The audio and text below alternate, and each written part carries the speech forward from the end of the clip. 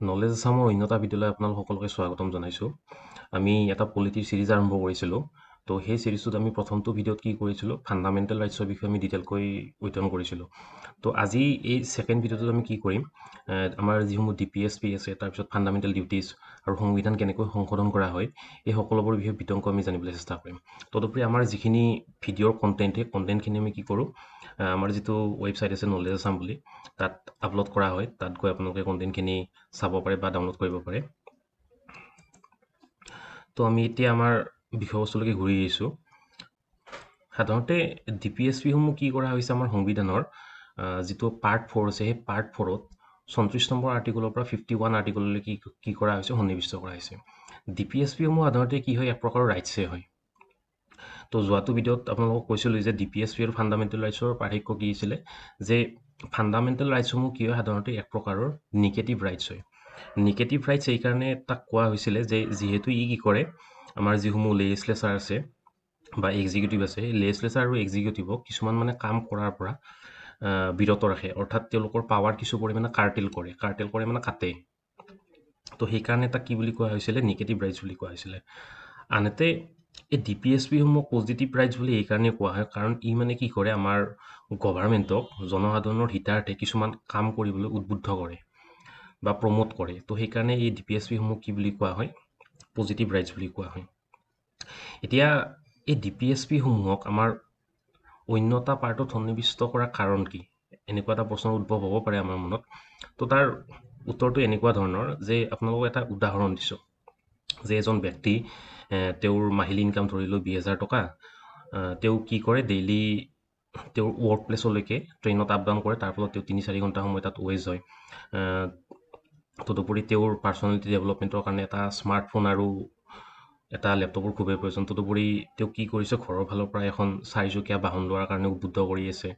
তো তেওঁ তেতিয়া যিহেতু তেওঁৰ চ'ৰ্চ অফ ইনকাম লিমিটেড হয়, তেওঁ কি কৰিব, তেওঁৰ যিসমূহ প্ৰায়ৰিটিজ আছে তাক মানে স্কিডিউল কৰিব। অৰ্থাৎ তেওঁৰ ফাৰ্ষ্ট প্ৰায়ৰিটি কি, তেওঁৰ ফাৰ্ষ্ট প্ৰায়ৰিটি হ'ব এখন 2চকীয়া বাহন, যাৰ ফলত তেওঁৰ কি হ'ব, ট্ৰেভেল টাইমটো কাট হ'ব, যিখিনি তেওঁ নিজৰ পাৰ্চনেলিটি ডেভেলপমেণ্টত মানে কি কৰিব পাৰিব, লগাব পাৰিব। তদুপৰি স্মাৰ্টফোনটো আৰু লেপটপটো, এই তিনিটা বস্তু তেওঁ কি কৰিব, তেওঁৰ ফাৰ্ষ্ট প্ৰায়ৰিটিত ৰাখিব। আৰু দ্বিতীয়তে তেওঁ কি কৰিব, তেওঁৰ পৰিয়ালৰ যিটো ডিমাণ্ড যে এখন 4চকীয়া বাহন ল'ব লাগে, সেইটোক তেওঁ তেওঁৰ ছেকেণ্ড প্ৰায়ৰিটিত ৰাখিব। যিহেতু তেওঁৰ চ'ৰ্চ অফ ইনকাম লিমিটেড, আৰু যিহেতু 4চকীয়া বাহনখন বৰ্তমান নহ'লেও চলি যায়। তো সেই কনচেপ্টটো আমাৰ এই ক্ষেত্ৰতো খাটে। যেতিয়া মানে আমাৰ এই সংবিধানৰ কাম চলি আহিছিলে স্বাধীনতাৰ পৰৱৰ্তী সময়ত, তেতিয়া আমাৰ যিসমূহ কনষ্টিটিউচনেল ফাদাৰ আছিলে, তেওঁলোকে উপলব্ধি কৰিছিলে যে যিহেতু আমাৰ হাতত ৰিচৰ্চৰ পৰিমাণ কম আছে, তো সেয়েহে মানে কি হয়, এই সকলোবোৰ ৰাইটছক যিসমূহ জনসাধাৰণক দিয়া যাব, সেইসমূহ যদি ফাণ্ডামেণ্টেল ৰাইটছৰ আণ্ডাৰত ইনক্লুড কৰা যায়, তেতিয়াহ'লে যিহেতু গভৰ্ণমেণ্ট তাৰ প্ৰতি দায়বদ্ধ হ'ব, আৰু সেইসমূহ ফুলফিল কৰিবৰ কাৰণে এক্সট্ৰা ৰিচৰ্চ লাগিব। তো সেইকাৰণে মানে কি কৰিছিলে, কিছুমান ৰাইটছক, যিসমূহ মানে আমাৰ কনষ্টিটিউচনেল ফাদাৰসমূহে ভাবিছিলে যে ইন ফিউচাৰ যেতিয়া আমাৰ হাতলৈকে ৰিচৰ্চ আহিব, সেইসমূহৰ ওপৰত কাম কৰিব পৰা যাব বা কাম কৰা হ'ব, তো সেইসমূহ কি কৰিছিলে, DPSP আণ্ডাৰত ৰাখিছিলে। উদাহৰণস্বৰূপে কি কৰা হৈছিলে, যেতিয়া আমাৰ সংবিধানখন কি কৰা হৈছিলে, এনাক্ট কৰা হৈছিলে, সেই সময়ত কি হৈছিলে, আমাৰ যিটো ৰাইট টু এডুকেশ্যন, সেইটো DPSPত ৰখা হৈছিলে আৰ্টিকল নম্বৰ 45ত। কাৰণ গভৰ্ণমেণ্টে জানিছিলে, অৰ্থাৎ আমাৰ সেই সময়ৰ কনষ্টিটিউচনেল ফাদাৰসমূহে জানিছিলে যে মানে কি হয়, যদিহে আমি ফ্ৰী আৰু কম্পালচৰি এডুকেশ্যনটো এটা ফাণ্ডামেণ্টেল ৰাইটছ কৰি দিওঁ, তেতিয়াহ'লে গভৰ্ণমেণ্ট সেইটো ফুলফিল কৰিবলৈ দায়বদ্ধ হ'ব। কিন্তু তাৰ প্ৰপৰ্চনেটলি সিমান এমাউণ্ট অফ ৰিচৰ্চেছ মানে আমাৰ হাতত নাছিলে সেই সময়ত। তো সেইকাৰণে তাক কি কৰা হৈছিলে, DPSPত সন্নিৱিষ্ট কৰা হৈছিলে। তো তাৰ পৰৱৰ্তী সময়ত সংশোধন কৰা হ'ল, যেতিয়া আমাৰ হাতলৈকে ৰিচৰ্চ আহিব ধৰিলে, তাৰ পৰৱৰ্তী সময়ত কি কৰিলে, সেয়া সংশোধন কৰি ৰাইট টু এডুকেশ্যনক DPSPৰ 45 আৰ্টিকলৰ পৰা আঁতৰাই আনি কি কৰিলে, আমাৰ ফাণ্ডামেণ্টেল ৰাইটছৰ 21A ইনক্লুড কৰি দিলে। তো এই কনচেপ্টটো এনেকুৱা ধৰণৰ। সাধাৰণতে এই ৰাইটছসমূহক DPSP বুলি এইকাৰণে কোৱা হয়, কাৰণ যেতিয়া মানে আমাৰ লেজিছলেচাৰে কোনো ধৰণৰ এক্ট পাছ কৰাব, তেওঁলোকে মানে কি কৰিব লাগিব, এই DPSPসমূহত যিসমূহ প্ৰভিজন আছে, সেই প্ৰভিজনসমূহ যাতে ফুলফিল হয়, বা সেইটো ডিৰেকশ্যনত তেওঁলোকে কি কৰিব লাগিব, তেওঁলোকে এই এক্টসমূহ ইনাক্ট কৰাব লাগিব। এই DPSPৰ ধাৰণাটো আমাৰ সংবিধানত কি কৰা হৈছে, সেই সময়ৰ যি আইৰিছ কনষ্টিটিউশ্যন আছিলে অৰ্থাৎ আয়াৰলেণ্ডৰ যিখন সংবিধান আছিলে সেই সংবিধানৰ পৰা ধাৰলৈ লোৱা হৈছে আয়াৰলেণ্ডো কি কৰিছিলে তেওঁলোকৰ সংবিধানত এই প্ৰভিজনটো স্পেইনৰ পৰা লৈছিলে তো এতিয়া কথা হ'ল কি যে যি আমাৰ যে DPSP সমূহ আছে এই DPSP সমূহ সাধাৰণতে কি হয় নন জাষ্টিচিয়েবল হয় নন জাষ্টিচিয়েবল মানে কি হয় যে যদিহে মানে গভৰ্ণমেণ্টে এই DPSP সমূহ ফুলফিল নকৰে বা ইয়াত সন্নিৱিষ্ট থকা ৰাইটছসমূহ আমাক নিদিয়ে তেতিয়াহ'লে জনসাধাৰণে কোৰ্টৰ ওচৰত গৈ মানে এপিল কৰিব নোৱাৰিব যে আমাৰ এই ৰাইটছসমূহ ভায়োলেট কৰা হৈছে আনহাতে আমি যদিহে ইয়াৰ তুলনাত ফাণ্ডামেণ্টেল ৰাইটছসমূহ চাওঁ যদিহে গভৰ্ণমেণ্টে কি কৰে বা লেজিছলেচাৰে ফাণ্ডামেণ্টেল ৰাইটছসমূহ ভায়োলেট কৰে বা উলংঘা কৰে তেতিয়া আমি কোৰ্টৰ ওচৰত যাব পাৰোঁ আৰু কোৰ্টে তেতিয়া কি কৰিব এইটো এনচিয়ৰ কৰাব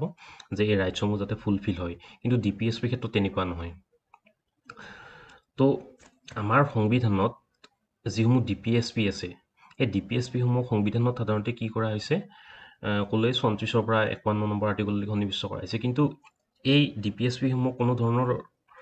ছেগ্ৰিগেট কৰা হোৱা নাই বা বিভক্ত কৰা হোৱা নাই কিন্তু আমাৰ কিছুমান কি কৰিছে সাংবিধানিক বিশেষজ্ঞই এই DPSP সমূহ তিনিটা মেইন ভাগত বিভক্ত কৰিছে তো তাৰ প্ৰথমটো হৈছে ছ'চিয়েলিষ্টিক অৰ্থাৎ যিসমূহ DPSP সাম্যবাদী ধাৰণাৰ দ্বাৰা প্ৰভাৱিত হৈছিলে সেই DPSP সমূহ কি কৰা হৈছে এইটো কেটেগৰীত ৰখা হৈছে এই গোটেইবোৰ মনত ৰখাটো ইম্পৰ্টেণ্ট হয় যিকেইটা ইম্পৰ্টেণ্ট সেইকেইটা দি দিছোঁ উদাহৰণস্বৰূপে আৰ্টিকল 38 তাৰপিছত আৰ্টিকল 39 আৰ্টিকল 39 কি কৰে আমাৰ যিসমূহ শিশু জন্ম লাভ কৰে সেই শিশুসমূহৰ যাতে হেল্ডি ডেভেলপমেণ্ট হয় তাৰ কাৰণে মানে কি কৰে এটা এনভাইৰনমেণ্ট গভৰ্ণমেণ্টে ক্ৰিয়েট কৰে তাৰ উপৰি আটাইতকৈ ইম্পৰ্টেণ্ট হৈছে 39A কি কৰে ফ্ৰী লিগেল এইড অৰ্থাৎ যিসমূহ আমাৰ ছ'চিয়েলি হওক বা ইকনমিকেলি পিছপৰা কেটেগৰী জনসাধাৰণ তেওঁলোকক সুবিধাৰ্থে গভৰ্ণমেণ্টে কি কৰে ফ্ৰী লিগেল এইড অৰ্থাৎ বিনামূলীয়াভাৱে আইনী সুবিধা তেওঁলোকক প্ৰভাইড কৰে আৰ্টিকল নম্বৰ 41টো হৈছে right to work education public assistance in case of unemployment old age উদাহৰণস্বৰূপে আমাৰ অসমত যদি আমি চাবলৈ যাওঁ যিসমূহ আমাৰ বয়স্ক লোক আছে 70 আপ তেওঁলোকক কিবা এটা এমপ্লয়মেণ্ট এটা কি বুলি কয় তেওঁলোকক এটা মিনিমাম এমাউণ্টত গভৰ্ণমেণ্টে ফাণ্ড দিয়ে মাহিলী হিচাপত তো সেইটো ইয়াৰ দ্বাৰা অনুপ্ৰাণিত হৈছে আৰ্টিকল নম্বৰ 42টো হৈছে just and human condition of work অৰ্থাৎ যিকোনো ধৰণৰ ৱৰ্ক প্লেচত যাতে এনভাইৰনমেণ্টটো কি হয় এনভাইৰনমেণ্টটো আমাৰ যিটো হিউমেন ডিগনিটি সেইটোক মানে কি কৰে আবল কৰে সেইটো মানে কি কৰা হৈছে আৰ্টিকল 42ত ইনক্লুডেড কৰা হৈছে তদুপৰি মেটাৰনিটি লিভ সেইটো ইয়াৰ পৰা উদ্বুদ্ধ হৈছে তাৰপিছত আৰ্টিকল 43A তো আৰ্টিকল 43A কি কৰে পাৰ্টিচিপেশ্যনছ অফ ৱৰ্কাৰ্ছ ইন মেনেজমেণ্ট অৰ্থাৎ এইটোৰ দ্বাৰা কি কৰা হৈছে যিটো আমাৰ যিকোনো ধৰণৰ কোম্পানীৰে হওক বা ইণ্ডাষ্ট্ৰিতে যিটো মেনেজমেণ্ট লেভেল বা মেনেজমেণ্ট ছিষ্টেম এই মেনেজমেণ্ট ছিষ্টেমটো যাতে ডেম'ক্ৰেটিক হয় গণতান্ত্ৰিক হয় সেইটোৰ প্ৰভিজনটো এইটোৱে কি কৰিছে ইণ্ট্ৰডিউচ কৰিছে তাৰোপৰি আমাৰ DPSPত এনেকুৱা কিছুমান আৰ্টিকল আছে যিসমূহ কি হৈছে আমাৰ যি গান্ধীয়ান ফিলচফি বা গান্ধীৰ যি দৰ্শন সেই দৰ্শনৰ দ্বাৰা অনুপ্ৰাণিত হৈ আমাৰ সংবিধানত ইনক্লুড কৰা হৈছিলে তো সেইকেইটাক এই এটা ক্লাছত কি কৰা হৈছে বিভক্ত কৰা হৈছে সেইকেইটাৰ ভিতৰত প্ৰধান হৈছে আৰ্টিকল 40 আৰ্টিকল 40 কি কৰিছে village panchayat and local self government আমাৰ যে সংবিধানৰ 93 আৰু 94 এমেণ্ডমেণ্ট এক্টৰ দ্বাৰা পঞ্চায়তী ৰাজ ছিষ্টেমটো ইনক্লুড কৰা হৈছিলে তো সেইটো ইয়াৰ দ্বাৰা উদ্বুদ্ধ হৈ কৰা হৈছিলে তাৰোপৰি আৰ্টিকল 43B কি কৰে আমাৰ যে কোঅপাৰেটিভ ছ'চাইটি গঠন এই কোঅপাৰেটিভ ছ'চাইটি গঠন কৰাটো কি কৰে ইনস্পায়াৰ কৰে তদুপৰি কোঅপাৰেটিভ ছ'চাইটিৰ বিষয়ে আমাৰ ফাণ্ডামেণ্টেল ৰাইটছৰ আৰ্টিকল 19টো মেনশ্যন কৰাই আছে অৰ্থাৎ ই এটা ফাণ্ডামেণ্টেল ৰাইটছ হয় তদুপৰি এটা DPSPও হয় উদাহৰণস্বৰূপে আমাৰ অসমৰ যিটো গাখীৰৰ ব্ৰেণ্ড পূৰবী সেইটো এটা কোঅপাৰেটিভ ছ'চাইটি আছিল ৱামুল বুলি যিটো আমুলৰ দ্বাৰা ইনস্পায়াৰ্ড হৈ কৰা হৈছিলে তাৰপিছত আৰ্টিকল 46ত কি কৰা হৈছে promote interest of ST SC and other backward classes অৰ্থাৎ যিটো ৰিজাৰ্ভেশ্যনৰ প্ৰভিজন এইটো DPSPটো মেনশ্যন কৰা আছে ইভেন আৰ্টিকল নম্বৰ আমাৰ 15 আৰু 16তো সেইটোৰ বিষয়ে মেনশ্যন কৰা আছে তাৰপিছত আমি আহিছোঁ আৰ্টিকল নম্বৰ 47লৈকে আৰ্টিকল নম্বৰ 47ত কি মেনশ্যন কৰা আছে prohibit the consumption of intoxicant drinking and drugs উদাহৰণস্বৰূপে আমাৰ যে বিহাৰত সুৰা সম্পূৰ্ণৰূপে নিষিদ্ধ কৰা হৈছে সেইটো এই আৰ্টিকলটোৰ দ্বাৰা অনুপ্ৰাণিত হৈ কৰা হৈছে তাৰপিছত আহিছোঁ আমি আৰ্টিকল 48 কি কৰে প্ৰহিবিট স্লটাৰ অফ মিল্কি এনিমেল অৰ্থাৎ যিসমূহ জীৱ জন্তুৱে গাখীৰ দিয়ে সেই গাখীৰ দিয়া জীৱ জন্তুসমূহৰ বধ কৰাটো নিষিদ্ধ হ'ব লাগে, এইটো এটা গান্ধীয়ান ফিলচফি হয়। তাৰোপৰি এনেকুৱা কিছুমান DPSP আছে যিসমূহ মানে কি হৈছিলে আমাৰ সেই সময়ত স্বাধীনতা সংগ্ৰামত কিছুমান এনেকুৱা ইণ্টেলেকচুৱেল আছিলে যিসমূহে কি হৈছিলে লিবাৰেল আইডিঅলজিৰ দ্বাৰা ইনস্পায়াৰ্ড হৈছিলে। তো তেওঁলোকৰ ফিলচফিসমূহ ইনকুলকেট কৰিবৰ কাৰণে কি কৰা হৈছে, এই কেটেগৰীটোৰ DPSPসমূহ ইনক্লুড কৰা হৈছে। তাৰ ভিতৰত প্ৰধান হৈছে আৰ্টিকুল 44, যিটোৱে প্ৰভিজন ৰাখিছে UCC অৰ্থাৎ uniform civil code. Uniform civil code মানে কি হয়, যিসমূহ আমাৰ চিভিল পাৰ্চনেল লজ আছে। উদাহৰণস্বৰূপে যদি আমি চাবলৈ যাওঁ হিন্দুৰ ক্ষেত্ৰত হিন্দু মেৰেজ এক্ট আছে, মুছলিমৰ ক্ষেত্ৰত মুছলিম মেৰেজ এক্ট, তদুপৰি ছাকচেছন এক্টটো বেলেগ বেলেগ ধৰণৰ আছে। তো সেই সকলোবোৰ এবলিছ কৰি এখন যাতে ইউনিফৰ্ম লৰ আণ্ডাৰতে এই সকলোবোৰ পাৰ্চনেল মেটাৰ কি কৰা হয়, তাক সেই সকলোবোৰ পাৰ্চনেল মেটাৰ এখন ইউনিফৰ্ম এক্টৰ দ্বাৰা ডিল কৰা হয়। তাৰ কাৰণে কি কৰা হৈছে, এই UCCৰ প্ৰভিজনটো ইয়াতে ৰখা হৈছিলে। উদাহৰণস্বৰূপে আমি যদি চাবলৈ যাওঁ আমাৰ দেশৰ ক্ষেত্ৰত, ভাৰতবৰ্ষৰ ক্ষেত্ৰত একমাত্ৰ গোৱা এনেকুৱা এখন ইউনিয়ন টেৰিটৰিজ আছিলে য'ত মানে কি হৈছিলে পৰ্টুগীজৰ টাইমৰ পৰাই UCC ইমপ্লিমেণ্ট হৈ আছিলে। তাৰ পৰৱৰ্তী সময়ত কিছু বছৰ পূৰ্বে উত্তৰাখণ্ডই কি কৰিলে, এই UCC ইমপ্লিমেণ্ট কৰিলে। আৰু এতিয়া আমাৰ অসম 3 নম্বৰ ষ্টেট হ'বলৈ গৈ আছে, যি আমাৰ কি কৰিব, ষ্টেজ বাই ষ্টেজ এই UCC ইমপ্লিমেণ্ট কৰিব। তাৰপিছত আহিছোঁ আৰ্টিকুল 45। আৰ্টিকুল 45 কি কৈছে, early childhood care until 6 years, অৰ্থাৎ 6 বছৰৰ তলৰ যিসমূহ শিশু আছে তেওঁলোকক কেনেকুৱা ধৰণে কেয়াৰ ল'ব লাগে, তো এই বিষয়ে কি কৰা হৈছে আৰ্টিকুল 45ত মেনশ্যন কৰা হৈছে। আৰ্টিকুল 48A আছে, protect and improve environment and safeguard wild life. তো ইয়াৰ পৰা ইনস্পায়াৰ্ড হৈ আমাৰ যি ৱাইল্ড লাইফ এক্ট আছে, এনভাইৰনমেণ্ট এক্ট আছে, এইসমূহ কি কৰা হৈছে, বনোৱা হৈছে। তাৰপিছত আমি আহিছোঁ আৰ্টিকুল নম্বৰ 49। আৰ্টিকুল নম্বৰ 49 কি কৰে, protect monument, place, object of artistic having historical and national importance,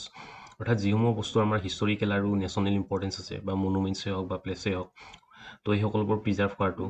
উদাহৰণস্বৰূপে আমাৰ যে অসমৰ চৰাইদেউ যি মৈদাম আছে বা ৰংঘৰ কাৰেংঘৰ, এই সকলোবোৰ কি হয়, এনেকুৱা মনুমেণ্টছ যাৰ মানে হিষ্টৰিক ইম্পৰ্টেঞ্চ আছে। তো এইসমূহ প্ৰিজাৰ্ভ কৰাটো মানে কি হয়, চৰকাৰৰ এটা দায়িত্ব হয়। তো তাৰ বিষয়ে মেনশ্যন কৰা আছে আৰ্টিকুল 49ত। তাৰপিছত আৰ্টিকুল 50ত মেনশ্যন কৰা আছে ছেপাৰেট জুডিচিয়াৰী ফ্ৰম এক্সিকিউটিভ। এইটো এটা ইম্পৰ্টেণ্ট হয়, অৰ্থাৎ এইটোৱে কি কৈছে যে জুডিচিয়াৰী এক্সিকিউটিভৰ পৰা সম্পূৰ্ণৰূপে ইণ্ডিপেণ্ডেণ্ট হয়। অৰ্থাৎ এক্সিকিউটিভেও কি কৰিব নোৱাৰে, জুডিচিয়াৰীৰ কামত ইণ্টাৰফেয়াৰ কৰিব নোৱাৰে, আৰু জুডিচিয়াৰীও কি কৰিব নোৱাৰে, এক্সিকিউটিভৰ কামত ইণ্টাৰফেয়াৰ কৰিব নোৱাৰে। সেইটোৱে কৈছে, কিন্তু এইটো এটা ইম্পৰ্টেণ্ট হয়, এইটো মনত ৰাখিব। তাৰপিছত আৰ্টিকুল নম্বৰ 51ত কৈছে promote international peace and harmonious relation with other relation. অৰ্থাৎ চিম্পলি ক'ব গ'লে এইটোৱে এটা ইণ্টাৰনেশ্যনেল হাৰমনিৰ কথা কৈছে। আনহাতে ইয়াত কেইটামান আপোনালোকক কি দিছোঁ, যে কেইটামান সংবিধান সংশোধনী এক্টৰ দ্বাৰা কি কৰা হৈছে, নতুন নতুন DPSP ইনক্লুড কৰা হৈছিলে। তো কোনটো সংশোধনীত কোনটো DPSP ইনক্লুড কৰা হৈছিলে সেইকেইটা এবাৰ এনেই চাই ল'ব ৰাফলি। 42ত ইনক্লুড কৰা হৈছিলে 39A, 43A, 48A, 86ত ইনক্লুড কৰা হৈছিলে আৰ্টিকুল নম্বৰ 45। অলপতে যে মই আপোনালোকক এই ৰাইট টু এডুকেশ্যনৰ কথা কৈছিলোঁ, তো আগতে 45ত আছিলে, তো তাৰ পৰা আনি 21A কৰি দিলে, ফাণ্ডামেণ্টেল ৰাইটছ কৰি দিলে, ৰাইট টু এডুকেশ্যন। তাৰপিছত 97ত কি কৰিছে, 43B কৰিছে, ইনক্লুড কৰিছে। তো এইখিনি আছিলে আমাৰ DPSP। তো আমি এতিয়া আহিছোঁ ফাণ্ডামেণ্টেল ডিউটিজলৈকে। তো ফাণ্ডামেণ্টেল ডিউটিজৰ কনচেপ্টটো কেনেকুৱা ধৰণৰ, যে জনসাধাৰণে যেতিয়া কিছুমান গভাৰ্ণমেণ্টৰ ফালৰ পৰা ৰাইটছ এনজয় কৰে, সেই ৰাইটছকেইটা এনজয় কৰাৰ লগে লগে তেওঁলোকৰ ওপৰত মানে কিছুমান অব্লিগেশ্যন বা দায়িত্ব আহি যায়, আৰু সেই দায়িত্ববিলাকক কি বুলি কোৱা হৈছে, ইয়াতে ফাণ্ডামেণ্টেল ডিউটিজ বুলি কোৱা হৈছে। সাধাৰণতে আমাৰ সংবিধানখন যেতিয়া এনাক্ট কৰা হৈছিলে সেই সময়ত ফাণ্ডামেণ্টেল ডিউটিজৰ প্ৰভিজনটো নাছিলে। তাৰ থিংকিংটো এনেকুৱা ধৰণৰ হৈছিলে যে জনসাধাৰণে নিজে মানে তেওঁলোকৰ ৰাইটছসমূহ যেতিয়া এনজয় কৰিব, তাৰ লগে লগে মানে তেওঁলোকে তেওঁলোকৰ নিজৰ ডিউটিসমূহ মানে কি কৰিব, পাৰফৰ্ম কৰিব। কিন্তু তাৰ পৰৱৰ্তী সময়ত এই ইন্দিৰা গান্ধীয়ে কি কৰিছিলে, 42 নম্বৰ সংবিধান সংশোধনীৰ দ্বাৰা কি কৰিছিলে, এই ফাণ্ডামেণ্টেল ডিউটিজটো আমাৰ সংবিধানত ইনক্লুড কৰি দিছিলে। আৰু এইটো ক'ৰ পৰা ইনস্পায়াৰ্ড হৈ লৈছিলে, সেই সময়ৰ যি USSR অৰ্থাৎ বৰ্তমানৰ যি ৰাছিয়া, এই ৰাছিয়াৰ সংবিধানৰ পৰা ইনস্পায়াৰ্ড হৈ কিনে কি কৰিছে এই প্ৰভিজনটো আমাৰ ইয়াতে ইনক্লুড কৰি দিছে আৰু এইটো ক'ত ইনক্লুড কৰা হৈছে আমাৰ সংবিধানৰ যি পাৰ্ট 4A আছে 4A এইটো সন্নিৱিষ্ট হৈ আছে ইয়াতে ক্ষমা কৰিব USSR হয় এইটো R2 ৰৈ গৈছে যেতিয়া ইনক্লুড কৰা হৈছিলে এই 42 নম্বৰ সংবিধান সংশোধনীৰ দ্বাৰা তেতিয়া সাধাৰণতে কি হৈছিলে 10টা ফাণ্ডামেণ্টেল ডিউটিজ ইনক্লুড কৰা হৈছিলে আৰু তাৰ পৰৱৰ্তী সময়ত 2002 চনত 86 নম্বৰ সংবিধান সংশোধনৰ দ্বাৰা কি কৰা হৈছে আৰু এটা ডিউটিজ ইনক্লুড কৰা হৈছে এই ডিউটিজকেইটা মনত ৰখাটো ইম্পৰ্টেণ্ট নহয় মনত ৰাখিব লাগিব যে কোন নম্বৰ সংশোধনীৰ দ্বাৰা কৰা হৈছিলে কিমান নম্বৰ পাৰ্টত আছে ক'ৰ পৰা ইনস্পায়াৰ্ড হৈ কৰা গৈছে তদুপৰি অৰিজিনেলি কেইটা আহিছিলে তাৰপিছত এটা যে এড কৰা হ'ল কিমান চনত কোন নম্বৰ সংবিধান সংশোধনীৰ দ্বাৰা কৰা হ'ল এইকেইটা ইম্পৰ্টেণ্ট তো আমি এতিয়া আহিছোঁ যে সংবিধান আমাৰ সংশোধন কেনেকৈ কৰে তো সংবিধান কেনেকৈ সংশোধন কৰিব পাৰি সেই বিষয়ে বিতংকৈ মেনশ্যন কৰা আছে আৰ্টিকুল নম্বৰ 368 আৰু ইয়া সন্নিৱিষ্ট হৈছে আমাৰ সংবিধানৰ পাৰ্ট 20ত এইটো এটা বহুত ইম্পৰ্টেণ্ট পইণ্ট এইটো মনত ৰাখি থৈ দিব যে আৰ্টিকুল 368 আৰু পাৰ্ট 20ত মেনশ্যন কৰা আছে যে আমাৰ সংবিধান কেনেকৈ সংশোধন কৰিব পাৰি তো প্ৰচেছটো এবাৰ মই চিম্পলি কৈ দিছোঁ যে সংবিধান কেনেকৈ সংশোধন কৰিব পাৰি যে সংবিধান সংশোধন কৰিবৰ কাৰণে কি কৰিব লাগিব এখন সংশোধনী বিল পোনপ্ৰথমে আমাৰ যিকোনো ধৰণৰ লোকসভাত হওক বা ৰাজ্যসভাত হওক কি কৰিব লাগিব ইনক্লুড কৰিব মানে বিলখন উত্থাপন কৰিব লাগিব আৰু এই বিলখন কোনে উত্থাপন কৰিব সেইটোলৈ কোনো ধৰা বন্ধা নিয়ম নাই কোনো এজন মিনিষ্টাৰেও কৰিব পাৰে বা প্ৰাইভেট মেম্বাৰ মানে কি হয় যে অকল MP আৰু তেওঁ গভাৰ্ণমেণ্টৰ মানে অংশীদাৰ নহয় তো সেইবোৰ তেওঁলোকক কি বুলি কোৱা হয় প্ৰাইভেট মেম্বাৰ বুলি কোৱা হয় উদাহৰণস্বৰূপে আমি ধৰি ল'লোঁ যে সংবিধান সংশোধনী বিলখন কি কৰা হ'ল আমাৰ লোকসভাত উত্থাপন কৰা হ'ল তো এতিয়া লোকসভাত উত্থাপন কৰা হোৱাৰ পিছত লোকসভাৰ যিমান মেম্বাৰ সেই মেম্বাৰসমূহৰ প্ৰায় 75% কি কৰিব লাগিব তাত সন্মতি জনাব লাগিব আৰু 75% যেতিয়া সন্মতি জনাব তেতিয়া সেই বিলখন স্পেচিয়েল মেজৰিটিৰ দ্বাৰা পাছ হোৱা বুলি কি কৰা হ'ব ঘোষণা কৰা হ'ব আৰু যেতিয়া স্পেচিয়েল মেজৰিটিৰ দ্বাৰা পাছ হ'ব এইখন তো তাৰ পৰৱৰ্তী সময়ত এইখন ৰাজ্যসভালৈকে যাব আৰু ৰাজ্যসভাটো কি কৰিব লাগিব এইখন তাৰ 75% মেম্বাৰে এইখনত কি কৰিব লাগিব সন্মতি জনাব লাগিব আৰু যেতিয়া ৰাজ্যসভাও মানে কি কৰিব এই বিলখন পাছ কৰাব পাছ কৰাৰ পিছত এই বিলখন কি হ'ব ৰাষ্ট্ৰপতিৰ ওচৰলৈকে যাব এতিয়া ৰাষ্ট্ৰপতিয়ে কি কৰিব এই বিলখনত তেওঁ ঘূৰাইও পঠাব নোৱাৰে আৰু তেওঁ নিজে ৰাখিও থ'ব নোৱাৰে তেওঁ এই বিলখনত মানে সন্মতি দিবই লাগিব সাধাৰণতে মানে কি হয় যেতিয়া বিল এখন ৰাষ্ট্ৰপতিৰ ওচৰলৈকে পঠাই দিয়া হয় তেতিয়া ৰাষ্ট্ৰপতিৰ হাতত মানে ভালেকেইটামান অপশ্যন থাকে যে তেওঁ কি কৰিব পাৰে তেওঁ হয়তো সন্মতি দিবও পাৰে বা সন্মতি নিদিবও পাৰে বা বিলখন ঘূৰাইও পঠাব পাৰে বা বিলখন ঘূৰাই নপঠাই তেওঁ নিজৰ লগত ৰাখিও থৈ দিব পাৰে কিন্তু যেতিয়া বিলখন সংবিধান সংশোধনী বিল হয় তেতিয়া মানে তেওঁৰ হাতত কোনো ধৰণৰ অপশ্যন নাথাকে ৰাষ্ট্ৰপতিৰ হাতত তেওঁ কি ঘূৰাইও পঠাব নোৱাৰে আৰু তেওঁ নিজৰ লগত ৰাখিও থৈ দিব নোৱাৰে তেওঁ সন্মতি দিবই লাগিব তো যেতিয়া ৰাষ্ট্ৰপতিয়ে সন্মতি দিব তো তেতিয়া এই বিলখন এখন কিহত পৰিণত হয় এক্টত পৰিণত হয় তো এই 368ত সাধাৰণতে মেনশ্যন কৰা আছে যে আমাৰ সংশোধন কেনেকুৱা ধৰণৰ হয় সাধাৰণতে তিনিটা ধৰণৰ সংশোধন আছে এটা এনেকুৱা ধৰণৰ সংশোধন য'ত মানে কি হয় চিম্পল মেজৰিটিৰ দ্বাৰা বিল এখন পাছ হয় তো উদাহৰণস্বৰূপে এখন নতুনকৈ ৰাজ্য গঠন কৰিবলগীয়া হ'ল বা কোনো এখন ৰাজ্যৰ বাউণ্ডাৰী সলনি কৰিবলগীয়া হ'ল তো এই মেটাৰসমূহৰ কাৰণে যেতিয়া সংবিধান সংশোধন কৰিবলগীয়া হয় সেই সংবিধান সংশোধনী বিলখন সাধাৰণতে কি হয় চিম্পল মেজৰিটি মানে কি হয় যে লোকসভাৰ যিমান মেম্বাৰ সেই মেম্বাৰৰ যদিহে 50% তাত অনুমতি দি দিয়ে তেতিয়াহ'লে বিলখন মানে কি কৰা হয় পাছ হোৱা বুলি ঘোষণা কৰা হয় আনহাতে স্পেচিয়েল মেজৰিটি কি আছিলে যে স্পেচিয়েল মেজৰিটি হ'বৰ কাৰণে যিমান মেম্বাৰ থাকিব সেই মেম্বাৰো কি কৰিব লাগিব 75% তাত অনুমতি দিব লাগিব 75% অনুমতি দিলে সেইখনক কি বুলি কোৱা হয় যে স্পেচিয়েল মেজৰিটিৰ দ্বাৰা পাছ হোৱা বুলি ঘোষণা কৰা হয় তো এইসমূহ মেটাৰৰ ওপৰত যেতিয়া মানে এখন বিল উত্থাপন কৰা হয় সংবিধান সংশোধনী বিল তো তাৰ কাৰণে মানে পাছ হ'বৰ কাৰণে এই চিম্পল মেজৰিটি মানে কি হয় যথেষ্ট হয় তাৰপিছত আৰু এক প্ৰকাৰৰ সংশোধন আছে য'ত মানে কি হয় যে সেইখন সংশোধন কৰিবৰ কাৰণে স্পেচিয়েল মেজৰিটিৰ প্ৰয়োজন স্পেচিয়েল মেজৰিটি মানে ক'লোৱেই যে 75% মেম্বাৰৰ মানে কি লাগিব এচেণ্ট বা তেওঁলোকৰ অনুমতি লাগিব উদাহৰণস্বৰূপে ফাণ্ডামেণ্টেল ৰাইটছ হওক বা DPSP এনেকুৱা ধৰণৰ প্ৰভিজন যেতিয়া মানে কি কৰা হয় এনেকুৱা ধৰণৰ প্ৰভিজন থকা বিল এখন যেতিয়া সংবিধানত উত্থাপন কৰা হয় তেতিয়া মানে স্পেচিয়েল মেজৰিটি লাগিব তাৰপিছত আৰু কিছুমান এনেকুৱা ধৰণৰ সংশোধনী প্ৰক্ৰিয়া আছে বিল আছে য'ত মানে কি হয় যে স্পেচিয়েল মেজৰিটি লগাৰ উপৰিও আমাৰ যিমান ষ্টেট আছে অৰ্থাৎ বৰ্তমান সময়ত আমাৰ 28খন ষ্টেট আছে এই 28খন ষ্টেটৰ 50% সেই বিলখনত মানে কি কৰিব লাগিব অনুমতি দিব লাগিব সেইটোকে ৰেটিফিকেশ্যন বুলি কয় ৰেটিফিকেশ্যন মানে অনুমতি আৰু সাধাৰণতে এনেকুৱা বিলবোৰে কি ডিল কৰে যে যিবিলাকে মানে আমাৰ যিটো সংযুক্ত গাঁথনি অৰ্থাৎ ফেডাৰেল ষ্ট্ৰাকচাৰ এই ফেডাৰেল ষ্ট্ৰাকচাৰৰ লগত জড়িত যিসমূহ বিষয়বস্তু আছে উদাহৰণস্বৰূপে প্ৰেচিডেণ্টৰ ইলেকশ্যন হওক তাৰোপৰি সুপ্ৰিম কোৰ্টে হওক বা হাইকোৰ্টে হওক এই মেটাৰসমূহে মানে কি হয় আমাৰ ফেডাৰেল ষ্ট্ৰাকচাৰ যিটো সেই ষ্ট্ৰাকচাৰটোৰ লগত জড়িত হয় তো সেইকাৰণে ইয়াৰ সংশোধনীৰ কাৰণে স্পেচিয়েল মেজৰিটি অৰ্থাৎ 75% লোকসভা আৰু ৰাজ্যসভাৰ অনুমতি লোৱাৰ লগতে কি কৰিব লাগিব প্ৰায় আমাৰ যিমানসমূহ ৰাজ্য আছে অৰ্থাৎ 28খন ৰাজ্যৰ প্ৰায় 14খন ৰাজ্য মানে কি কৰিব লাগিব এই বিলখনত অনুমতি জনাব লাগিব তেতিয়াহে মানে কি কৰা হ'ব এই বিলখন পাছ হোৱা বুলি ঘোষণা কৰা হ'ব তো আজিলৈ ইমানখিনিয়ে আছিলে যদিহে ভিডিঅ'টো ভাল লাগিছে তেতিয়াহ'লে লাইক শ্বেয়াৰ আৰু ছাবস্ক্ৰাইব কৰি দিব নেক্সট আমি পৰৱৰ্তী ভিডিঅ'ত আকৌ লগ পাম ধন্যবাদ